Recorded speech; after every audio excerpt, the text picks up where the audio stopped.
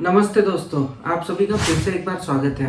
दोस्तों, आज हम बात करेंगे एक स्किन के ऐसी कंडीशन के बारे में जिसे कई बार हम नज़रअंदाज कर देते हैं और इसकी तरफ ख्याल नहीं देते हैं और धीरे धीरे इसकी वजह से हमारी स्किन खराब होती चली जाती है और इसके ऊपर हमें ब्लैक हेड्स देखने को मिलते हैं। जी हाँ, हम बात कर रहे हैं ओपन पोर्स की। तो आइए शुरू करते हैं।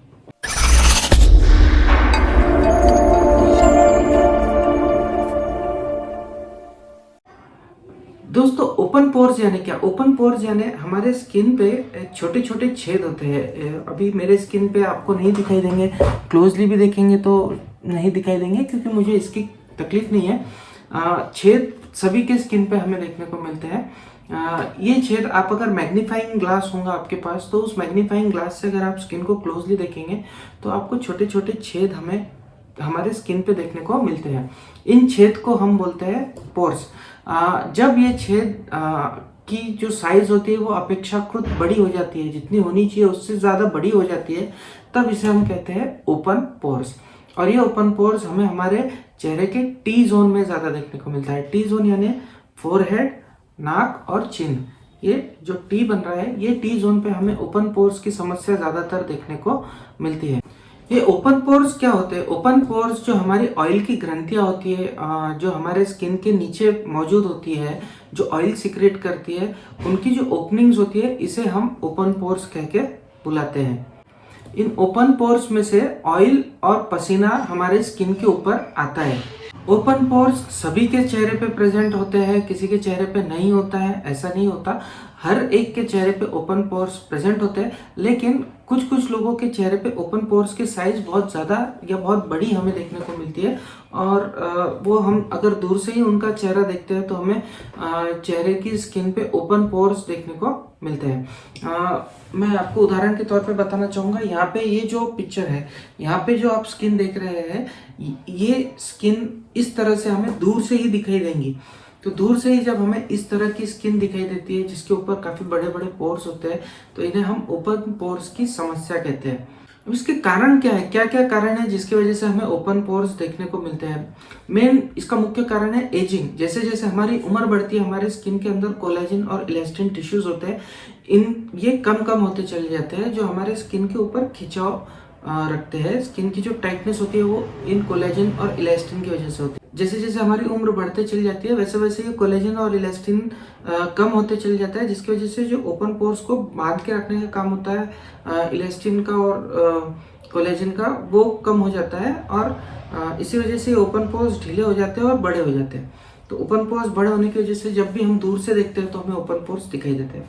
इसका दूसरा कारण है धूप में ज़्यादा घूमना या धूप में ज़्यादा काम करना। धूप में ज़्यादा काम करने की वजह से भी कोलेजन टिश्यू का डैमेज हमें देखने को मिलता है, जिसकी वजह से अगेन हमें जो पोर्स है, जो स्किन की ओपनिंग्स है, वो बड़ी होती हुई देखने को मिलते हैं।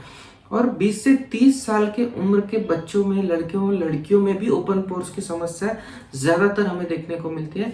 इसका एक मुख्य कारण है चेहरे को ठीक तरह से साफ ना करना या डिब्राइडमेंट ना करना। हमारे चेहरे पे डेड स्किन रोज जमा होती है और नई सेल्स बनते रहती है, जिससे ऊपर की जो डेड स्किन है वो वहाँ पे रह जाती है। अगर इसे साफ नहीं किया गया तो ये ब्लॉक हो जाती है, जिसकी वजह से हमें ओपन पोर्स की समस्या देखने को मिलती है, खासकर यंग एज ग्रुप में 20 से 30 साल के। तो इन लोगों को हम चेहरे को ठीक तरह से साफ रखने का विशेष ध्यान देना चाहिए। अब इससे बचाव करने के लिए हम क्या क्या कर सकते हैं? तो बचाव करने के लिए, जैसा कि मैंने पहले बताया, चेहरे को ठीक तरह से साफ करना बहुत इंपॉर्टेंट है। दूसरा, हमने देखा कि धूप में ज़्यादा ना रहे, धूप में ज़्यादा ना घूमे, जिसकी वजह से हमें ओपन पोर्स की समस्या हो सकती है। और एक चीज़ मैं यहाँ बता देना चाहूँगा, अगर आपका वेट लॉस बहुत सडनली करते हैं या आपका वजन बहुत ड्रामेटिक तरीके से घटाते हैं तो भी हमें ओपन पोर्स देखने को मिलता है। इसका रीज़न है हमारा फैट का लॉस होना।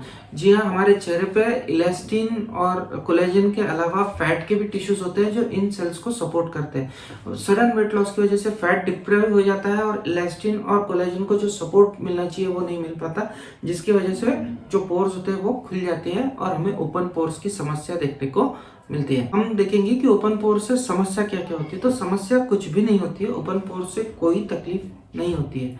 हाँ, सिम्टम्स कुछ नहीं होते, लेकिन साइन ज़रूर हमें देखने को मिलते हैं, क्योंकि हम जब दूर से चेहरा देखते हैं तो जो स्किन है वो अच्छी नहीं दिखाई देती है, अनइवन सी स्किन दिखाई देती है, ऐसा लगता है कि चेहरे पे बहुत से गड्ढे बन गए। ओपन पोर्स पूरी तरह से कॉस्मेटिक समस्या है, लेकिन कई बार ओपन पोर्स की वजह से हमारा कॉन्फिडेंस लो हो जाता है, हम हमारा कॉन्फिडेंस खो देते हैं, कोई काम हम कॉन्फिडेंटली नहीं कर पाते हैं, या फिर कई बार होता है कि हम हमारे मित्रों में, दोस्तों के साथ में बैठे हो तो लोग हमारा मजाक उड़ाना शुरू कर देते हैं। तो ये सब चीज़ों से बचने के लिए इसका ट्रीटमेंट करना काफ़ी ज़रूरी होता है। तो आइए जानते हैं होम्योपैथी में ओपन पोर्स के लिए किस तरह से इलाज किया जाता है और इसके इफेक्ट किस तरह से हमें दिखाई देते हैं। तो सबसे पहले मैं बता देना चाहूँगा कि होम्योपैथी में हम ओपन पोर्स के लिए इंटरनल मेडिसिन भी देते हैं और कुछ मेडिसिन क्रीम्स हम बाहर से लगाने को भी देते हैं, जिसके हमें बहुत अच्छे इफेक्ट देखने को मिलते हैं। तो सबसे पहले बात करते हैं इंटरनल मेडिसिन की, जो हमें पेट में लेनी है दवा। तो इसके लिए हमें लेनी है सिलीशिया 3X। सिलीशिया 3X ये मेडिसिन हमें लेनी है 4 टैबलेट, इसके दिन में 3 दफ़े हमें लेनी है। दिन में 3 बार 4 टैबलेट, खाना खाने के आधा घंटे बाद में, कुछ खा लेने के आधा घंटे बाद में हमें ये टैबलेट लेनी है।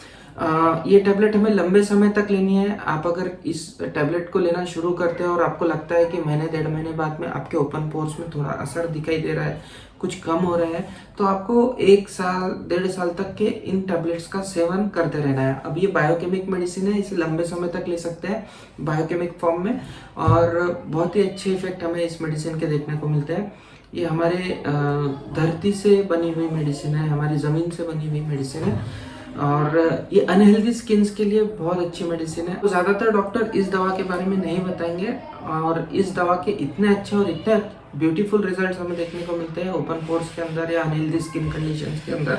तो इस दवा को कभी भी आपको नहीं भूलना है। ओपन पोर्स के अंदर इस दवा का सेवन इंटरनली करते रहना है। साथ में अब एक्सटर्नली आपको क्या लगाना है, तो सबसे पहले मैं बता देना चाहूँगा कि आप फेस सीरम का इस्तेमाल कर सकते हैं। ये फेस सीरम हम यहाँ पे हमारे क्लिनिक में तैयार करते हैं। आप लोकली भी, आपके पास में कोई अगर फेस सीरम अवेलेबल होगा तो आप उस फेस सीरम को लगा सकते हैं। चेहरे को धो लेने के बाद में, थोड़ा नम चेहरा पोंछ लेने के बाद में, उसके बाद में फेस सीरम आपको चेहरे पे लगा लेना है।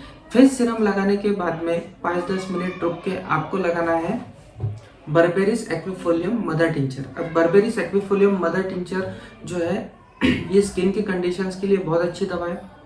एक्सटर्नली अप्लाई करने को ज़्यादा लोग सजेस्ट नहीं करते, लेकिन एक्सटर्नल एप्लीकेशन के बाद इस दवा के बहुत ही ब्यूटीफुल इफेक्ट हमें देखने को मिलते हैं। प्रॉब्लम सिर्फ एक ही होती है कि ये थोड़ी सी येलोइश होती है, तो येलोइश टिंट चेहरे पे आ जाता है। तो इसको अवॉइड करने के लिए आप अर्ली मॉर्निंग आप फेस सीरम लगाने के बाद में ये मेडिसिन आप चेहरे पे लगा लीजिए, बर्बेरिस एक्विफोलियम मदर टिंचर, और 1-2 घंटे चेहरे पे रखने के बाद में चेहरे को साफ तरीके से कोई अच्छे साबुन से धो लीजिए और उसे पूरी तरह से निकाल दीजिए। अब निकाल देने के बाद में जब आप बाहर जा रहे होते हो तो आपको चेहरे पे क्रीम लगाना होता है। क्रीम आप लगा सकते हैं कैलेंडुला का। इसके बारे में बताने से पहले मैं बता देना चाहूँगा बर्बेरिस एक्विफोलियम के symptom. Berberis aquifolium specifically skin की कंडीशंस के लिए बहुत अच्छी दवा है। इंटरनली हम यूजुअली यूज़ करते हैं।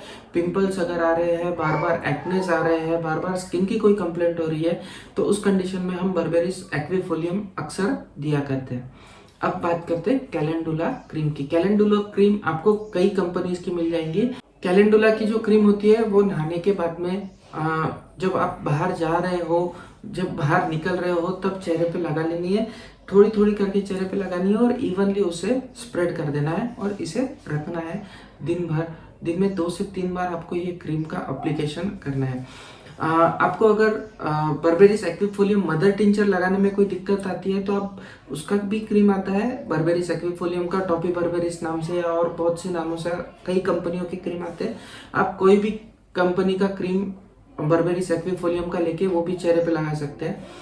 हो सके तो आप कैलेंडुला और बर्बेरिस एक्विफोलियम का क्रीम भी मिक्स करके चेहरे पे दिन में 1 बार लगा सकते हैं। तो दिन में 1 बार आप मिक्स करके लगाइए, बाकी दिन प्लेन कैलेंडुला का क्रीम आपको चेहरे पे लगाना है। कैलेंडुला के बारे में बता दूं, कैलेंडुला भी अनहेल्दी स्किन कंडीशंस के लिए बहुत अच्छी दवा है।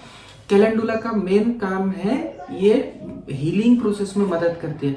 तो जैसे कि मैंने पहले बताया, कोलेजन और इलास्टिन का लॉस होने की वजह से हमें ओपन पोर्स देखने को मिलता है। तो कोलेजन और इलास्टिन को हील करने का, स्किन को हील करने का काम जो करता है वो कैलेंडुला का क्रीम करता है। तो कैलेंडुला क्रीम आपको जरूर लगाना है, इससे इलास्टिन और कोलेजन का रीजनरेशन हमें देखने को मिलेगा और ओपन पोर्स की साइज धीरे धीरे कम होती हुई देखने को मिलेंगी।